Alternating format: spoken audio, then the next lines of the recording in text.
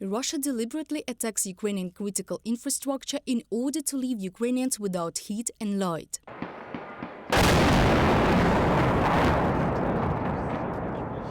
It could take years to restore Ukraine's energy system, the Ukrainian government says. Therefore, one of the priorities of Ukraine for 2023 should be the reform of the energy system. Of course, the key and first point in any reconstruction of our energy system now will be the issue of military risks for this system. Ukraine is going through something that no country in the world has ever gone through. We have no one to ask how to build an energy system, what we can do, how to protect it. But there are already developments, and they are already being implemented. After our victory, we will build an energy system that, in addition to modern technologies, will have very powerful protection against military threats. Herman Galushenko, Minister of Energy of Ukraine, on the air of the national telethon.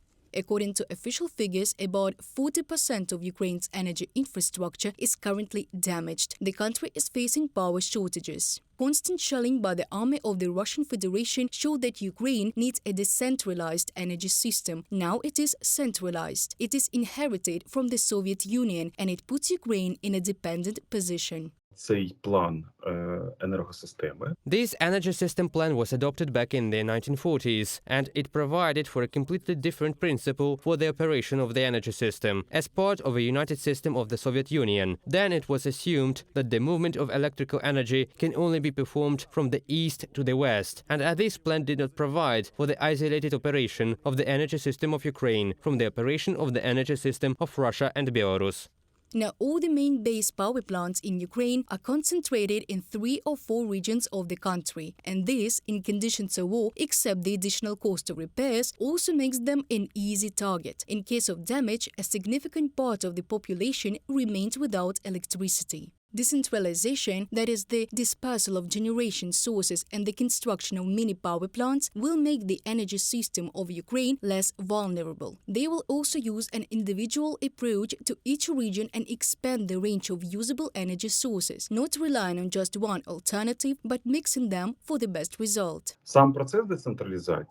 The process of decentralization itself is the process of installing new generation facilities. They cannot install only wind or only solar power plants. Why? Because then the function of balancing the power grid cannot be performed in full. After all, sometimes there is wind and sometimes there is not. It is difficult to predict, but energy is needed already now. To do this, the most successful layout of mobile modular generators will be selected for a particular region already in the preparatory period. In my opinion, they will consist of gas generation with solar and wind power plants.